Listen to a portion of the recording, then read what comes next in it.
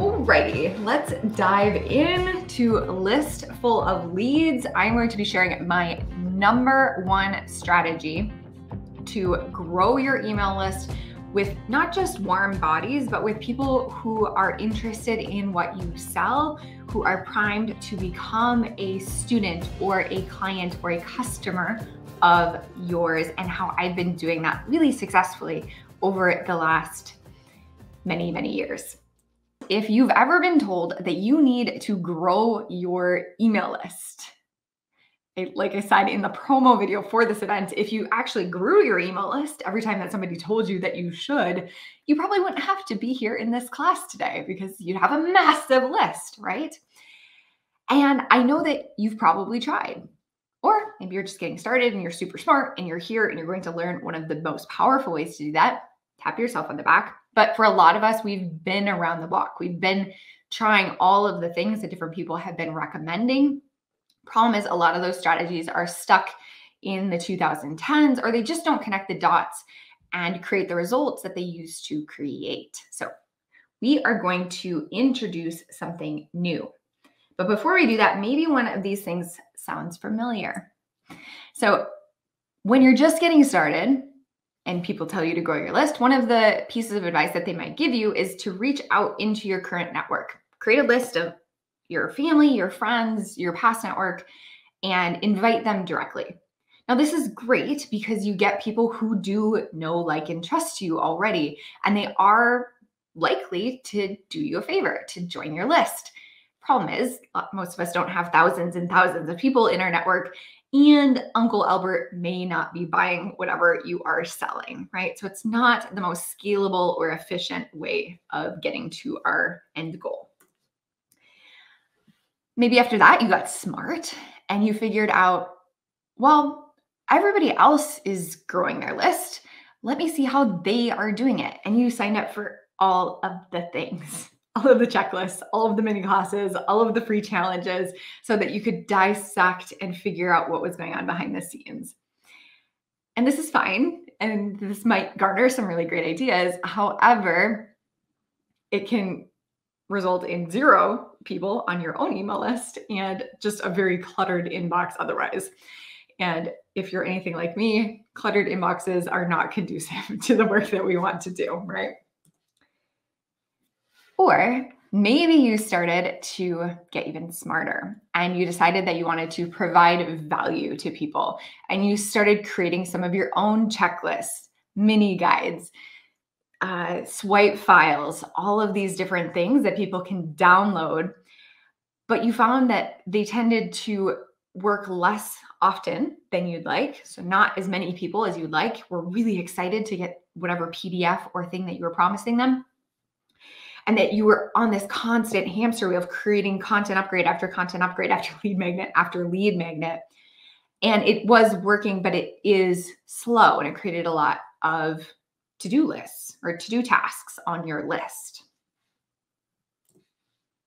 Maybe you're way braver than I am, and you are joining the new era of entrepreneurs who are lip syncing and dancing their way to fame and fortune on TikTok and Instagram.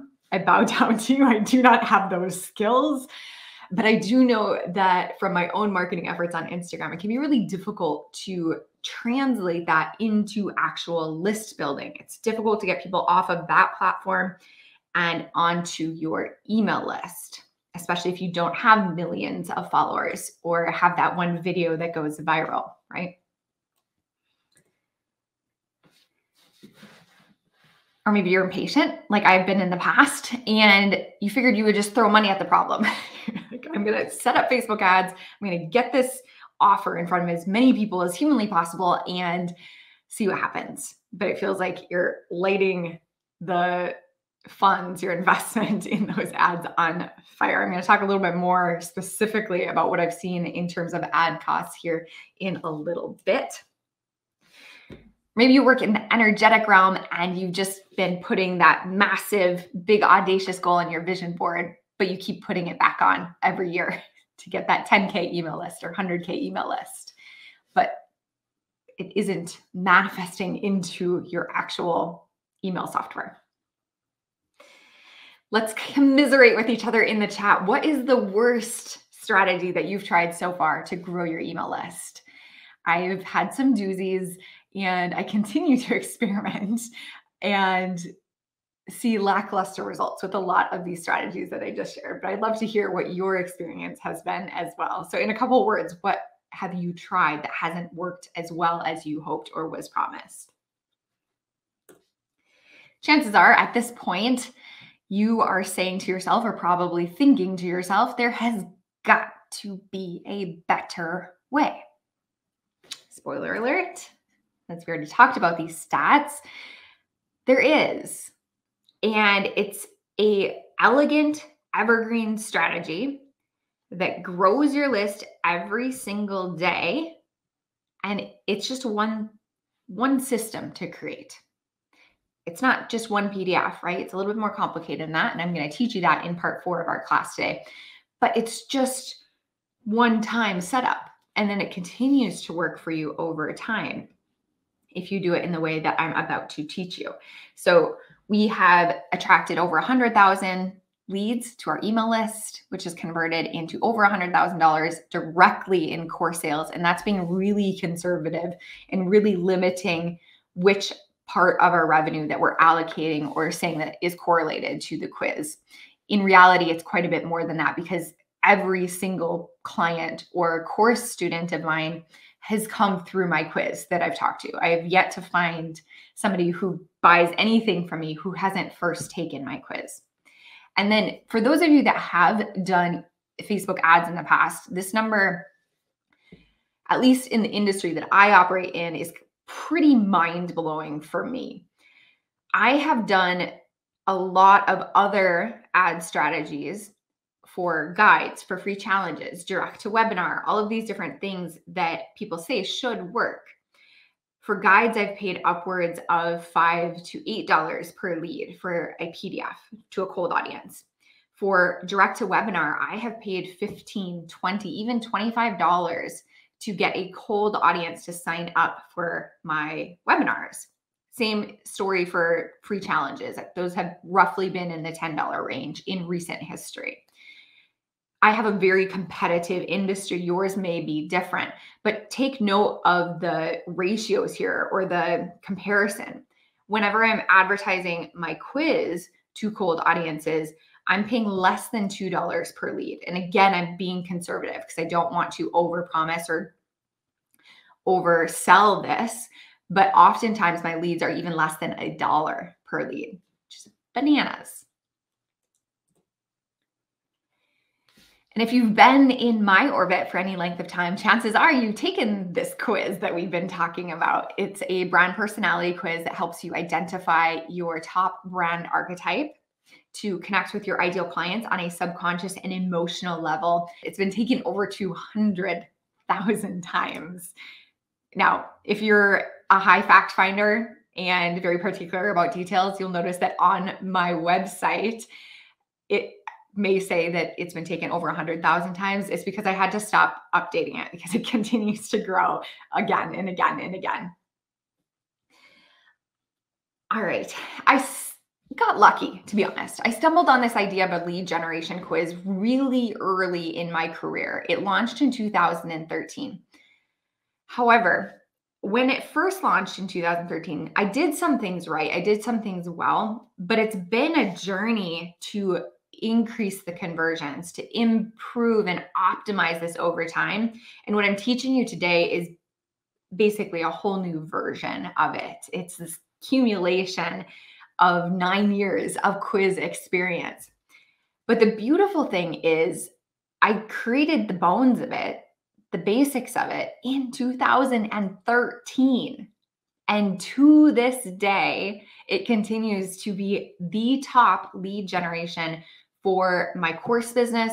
I used it successfully to sell agency services, one-on-one services, and it continues to work and it continues to get better. And this is possible for you as well when you build a quiz in the way that I suggest.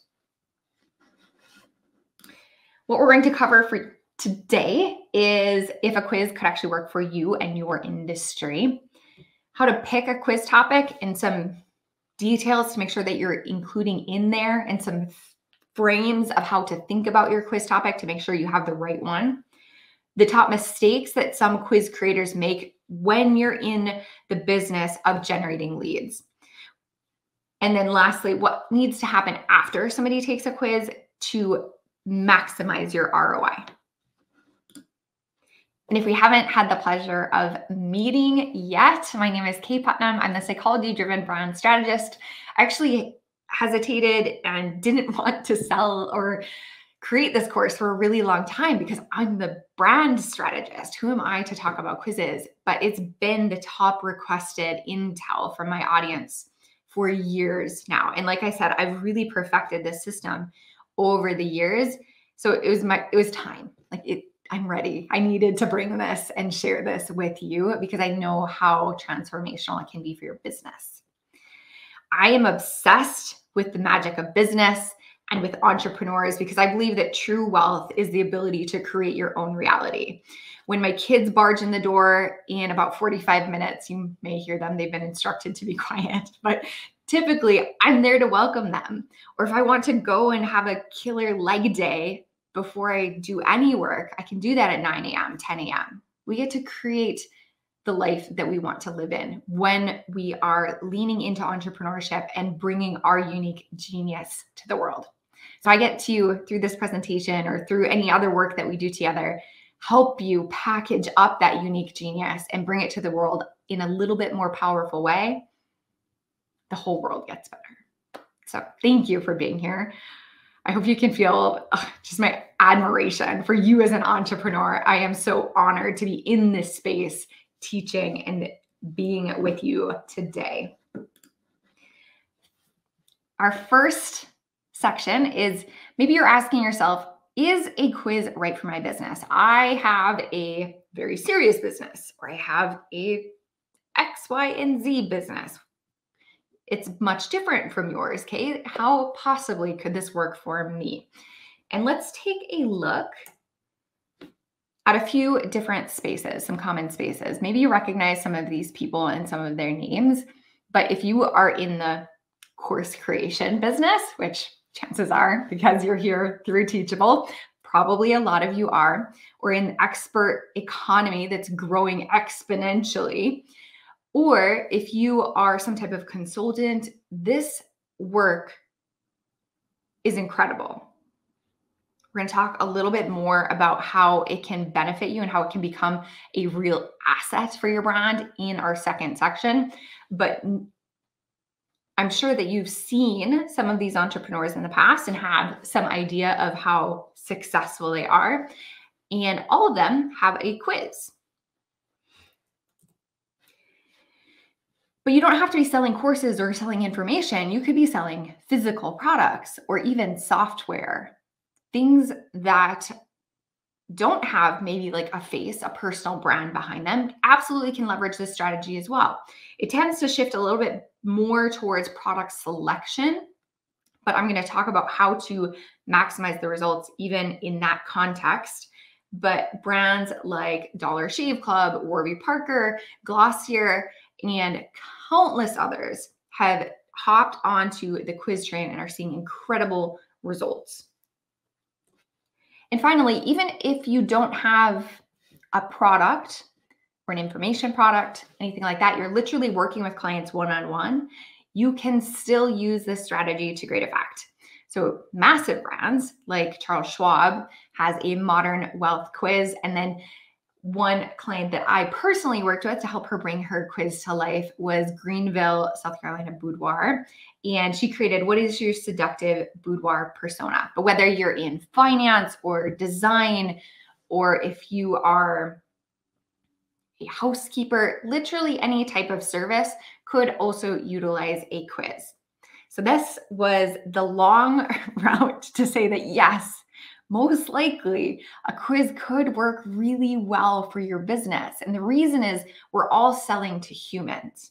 And when we can appeal to people on a human level and give the world something that is universally desirable, which is relevant, personalized information that is useful to us, then people are going to love it. So this was a stat that came directly from the quiz platform that I use, which is called Interact. There's lots of other options. You don't necessarily have to use the one that I use, but they have done some studies that across every industry, and yes, some industries have slightly higher results than others, but across every industry that has a quiz set up that is active on their platform, so it's generating at least 10 leads per month, I think was their criteria. 40% of people who start one turns into a lead. So is that 1 in 4? I'm terrible with mental math. We'll just stick with the 40%, right? 40% of people who start, 4 in 10, there we go. 4 people in every 10 become somebody that's on your email list that you can then deepen the relationship with, that you can invite into your paid courses, products, or services. And that is powerful. Even for the ones that don't become leads, 65% finish the quiz, meaning they had at least a positive touch point, a positive experience with your brand, that maybe you have some opportunities, either through retargeting or they just stumble across your brand later. They already have at least this one positive experience with you. So even then, it's a really significant statistic. Now that you are properly convinced that this is possible for you and that it's something that you want to try, let's talk about choosing your quiz topic. Have any of you ever taken one of these popular assessments or quizzes before? I'm guessing yes. And we're going to use this as a bit of a reverse teaching tool. You're going to teach yourself about how to pick a very effective quiz topic. So let's think about these popular quizzes that are out there: MBTI, DISC, Colby, Enneagram, Human Design. I've taken them all. I am a quiz aficionado. But ask yourself, why do we like them? Why do we have a positive experience with these quizzes? What emotional triggers are they hitting with us that make them so effective and make them so widely popular? When I thought about that question, the answers were because it's about me and I'm interested in myself. But psychology and studies have actually shown that's not the whole picture. It's not that we're narcissistic and we just want to be about me all of the time. We do want relevant information. We don't want to consume information that isn't for us or isn't applicable to our lives. So there is a filter, and we do enjoy people complimenting us and empowering us or helping us make decisions, being useful to us. So that's huge. But we also desire to be seen and to be understood. A lot of us feel a disconnect, and we recognize at an early age that our brain or our way of doing things or our way of looking at the world isn't exactly the same as everybody else out there. So we desperately want people to recognize us, to see us. And the benefit after that, so like if we feel seen and understood, we can now adopt a language. Quizzes can give us the tools to actually explain ourselves or to make decisions or to navigate the world in a more effective way. All of these are why we love these highly effective quizzes. Plus, if you've ever taken a quiz at the back of a magazine or on BuzzFeed, the interface is fun. It's kind of like a surprise. It's almost like a slot machine of like, what question is going to come up next? What's it going to make me think of? And maybe there's some entertainment factor in there as well. So as you're thinking about what topic that you are going to create a quiz around, keep that in the back of your mind to make sure that you're hitting all of those buttons. Is your quiz going to tell somebody something useful? Are you going to celebrate them in some way? Are you going to affirm or empower or just highlight a strength of theirs that is going to make them excited to come back for more? Maybe you're going to help them understand or articulate something about themselves that they've never even really realized or hadn't drilled down to that level of detail. And when you're brainstorming topics, after you have that frame of reference in the back of your mind, these are some of the questions that I recommend that you use as brainstorming tools. First of all, what is a complex question that somebody asks you all of the time that doesn't just have a yes or no answer, but it has maybe 3 different answers or 4 different routes that somebody could take from that single complex question. And again, we want it to be something that would almost require sitting down with somebody for like a long conversation to figure out for them, because we want to have to ask them multiple questions to get to the best outcome. So what's a complex, hairy question that you can answer for people related to your business? Semi-related, but maybe you can help somebody decide their next step or a strategy that they should use, some action that they should take. Maybe you're helping somebody decide what their morning rituals are going to be, or which social media platform they should be on, or what diet works for their temperament. There's all sorts of different decisions that we're making all of the time. And if you can help with your expertise to answer that question more definitively, people appreciate that. Or finally, think about all of the people that you serve, all of the students or customers or clients, and start to notice what they have in common. Maybe they have common personality attributes. Maybe they lean towards specific values. So like some people really value freedom. Other people value being really successful. Other people value having a community of support and that heart-based thing. So what is it that defines your ideal clients? And to start separating them into different types or different tendencies, different strengths, or different styles. And then kind of our bonus question, I should have this as a bullet point on here, but it's to think about, what do you want to sell after the quiz? So if we're enticing people in, we're inviting people into our world with the quiz, it's the doorway that people are stepping through. After the quiz is done, what's going to be this signature offer or course or thing that you want to sell to them? We want to make sure that the quiz topic is aligned with ultimately what you want to sell to them. It needs to make logical sense. The quiz is the first step. It's the awareness piece. And then what are they going to do with that awareness? What investment should they make to maximize that awareness?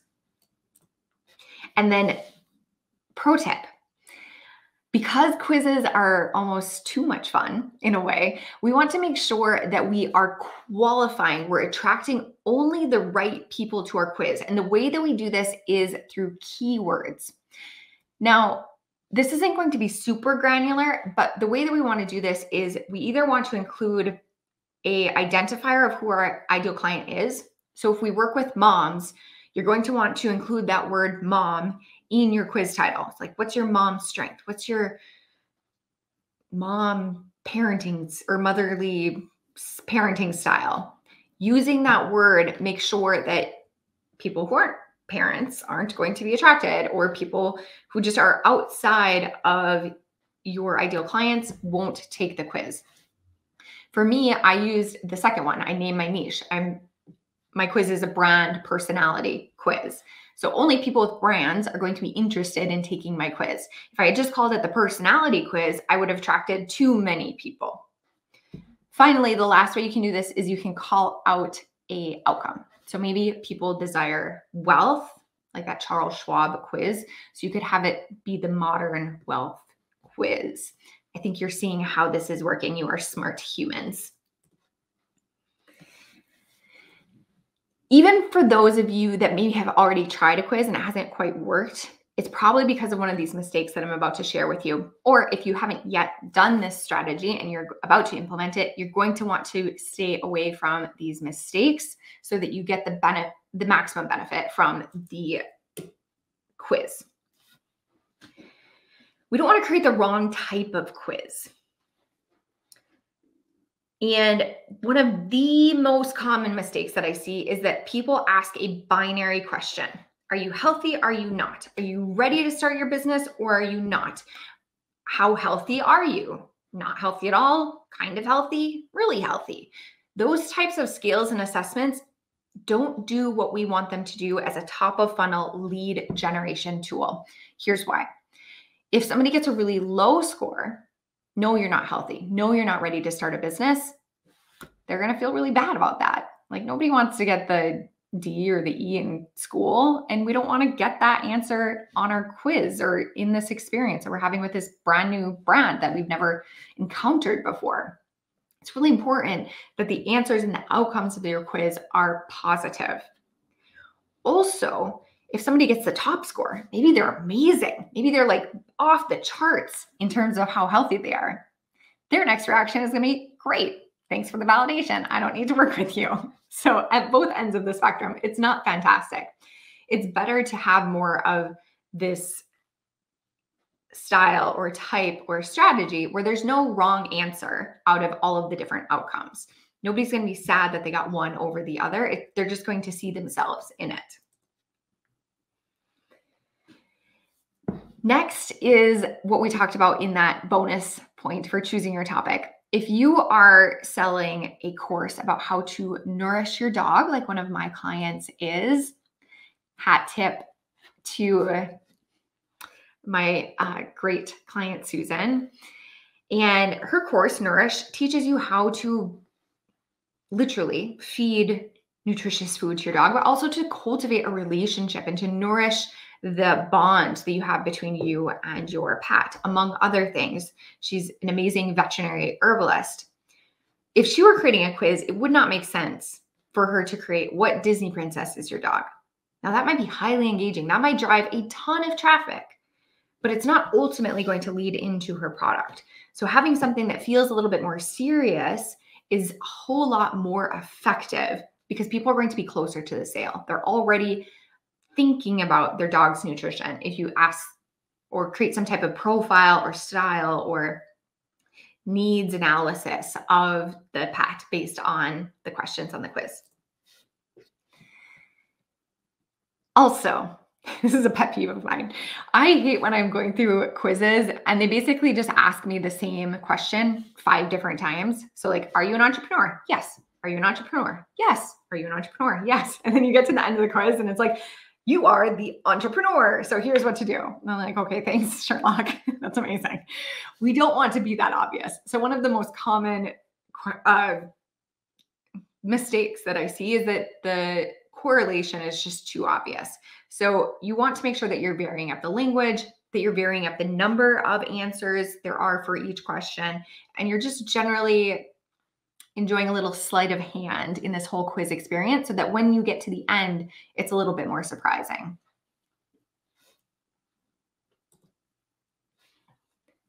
Another example, similar to the dog example, it might be entertaining to talk about what Spotify playlist is going to motivate you, but it's going to be much more closely connected to the sale to talk about the legal protection that you can help somebody install into their business. And finally, which we're going to expand on in our next section, is what happens after the quiz. You don't want to just dump somebody into their result. We humans are very distracted these days. And if we get to the end of those results and we get our outcome and we're like, ooh, okay, that's cool. And we read through it and we just see it. And then we're like, ooh, squirrel. Ooh, there's new posts. Somebody liked my post. Like something happened. We need to make sure that we are developing the relationship after the quiz. And the way that we do this is by offering something of value that is related to the outcome. Also, by asking for the email address before we deliver the outcome tends to work really well. Make sure that you're doing this, that you aren't just having a quiz that's fun to take and that people forget and they move on immediately. We want to actually build this whole flow to build the know, like, and trust factor, the relationship that we have with people. Ouch, bumped my elbow. So let's talk about that. How do we convert somebody from just this casual, curious person who took a quiz to somebody who might be interested in what we are selling? And it's not through the option on the left, right? Like we can just sign up for some quiz platform and they have templates already in there. And we're like, sweet, I can just like use this and put it on my website and I'll be good to go. Well, it's not the most strategic way of creating a quiz. The better way is to think about the quiz in phases. And there's 3 phases that I'm about to introduce to you, because it's part of a larger journey. Like I mentioned before, the quiz is just the doorway that somebody walks through. What are they walking into after?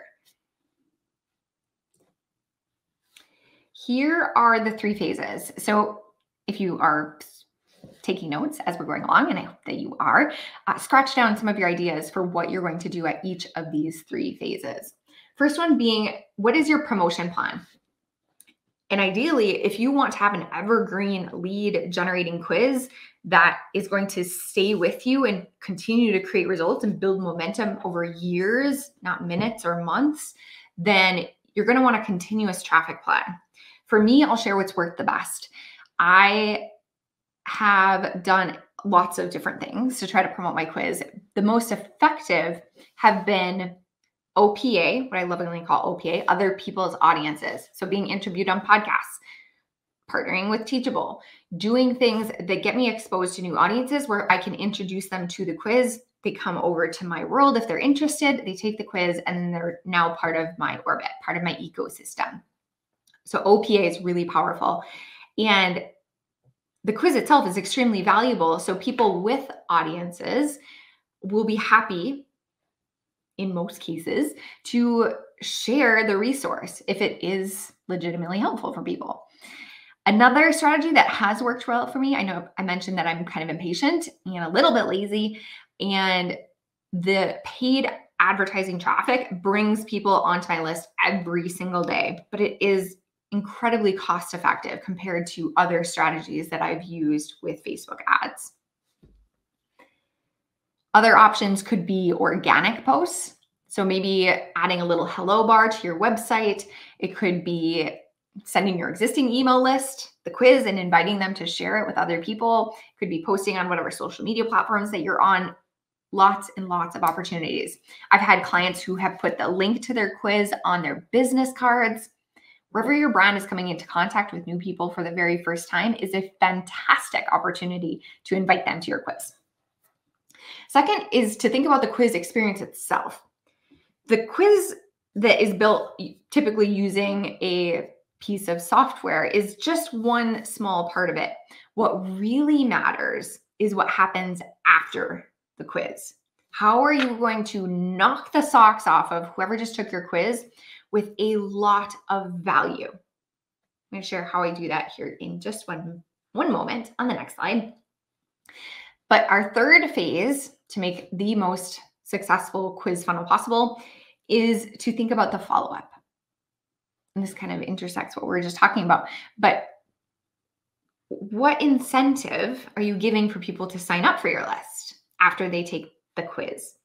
Yes, if you're requiring it to get the result, that's one thing. But maybe you can provide even more resources. And then once you deliver value after value after value, maybe you then shift the conversation to like, okay, I know some of you aren't just looking for the free help. You want personalized help. You want a step-by-step process to implement this into your business. And I invite you to check out a free masterclass or a sales call, or however your sales process works. You can guide them from quiz into that invitation through a series of emails is what I would recommend. So here's what this looks like. We start with the quiz. I do tend to like to think about it in both directions. So I think about that topic from the front end, like what could this quiz be about? But then I also want to think about what are the, again, what's that course or offer at the end of it? And what are those different buckets that we're going to bring people in? How are they different from each other? How are they similar to each other? And maybe we can even create really complex and detailed and valuable pages on our website for each of those outcomes, instead of just relying on this itty bitty little page that the quiz software itself tends to give us. If we can redirect back to our website, it has benefits in terms of Facebook ads, because then we can start to retarget website traffic, but it just gives us more opportunity to provide more value. Currently, and it's been an evolution, but my outcome pages have a Pinterest pin on it. They have a Pinterest like board that I curated for each of the archetypes. It has a lot of information. Here's your strengths, here's your weaknesses, and it has invitations into the next step. So like, you want the shortcut? Join the free masterclass. You can learn even more about archetypes. And then at the end of that free masterclass, it invites them into my paid course. So you can start to see how this is all stringing together. I also offer a free PDF for each of the archetypes. So once somebody gets to the end, they are invited to sign up for the email list. And if they do, they get a free PDF related to each of the archetypes. And then after that, we have that sequence of emails. Mine currently is 3 to 5 emails, depending on some conditional logic. I know I'm like a massive nerd, but somewhere in the 3 to 5 range is ideal for leading into that first paid offer. And then we want to think about the promotion. So what's going to be our mix? What's going to be our mix of paid promotion, OPA, other people's audiences, organic posts? How can we create content around this amazing brand experience that you just created? I'm sure your wheels are like spinning like crazy. I hope that you got some aha moments and some tidbits that you are going to take and are just intrigued and now informed about how powerful this strategy can work, particularly for selling online courses, as I know a lot of us are doing here. Here's what we learned. It works for a multitude of industries, from e-commerce to informational products to one-on-one services. You can create a quiz. If you're selling to humans, humans like interactivity, they like relevant information. When we are choosing a topic, we're choosing that big, hairy question, and we're also thinking about what is going to be our offer after this quiz. The quiz doesn't live in a silo. It's really just the front door into the rest of your world. Make sure you avoid those mistakes of having something incredibly off topic, even if it's really entertaining. As business owners, we're not as interested in entertaining with our quiz. We want to inform with our quizzes as much as possible. We want them to be useful. And making sure that our quiz logic itself, so that our questions and answers aren't too predictable. All of those good things. And then finally, expand our thinking so that our quiz isn't just this standalone thing that we're adding onto our website. It's really this process that we're bringing people through so that we can build a relationship at scale with all of the people that take our quiz.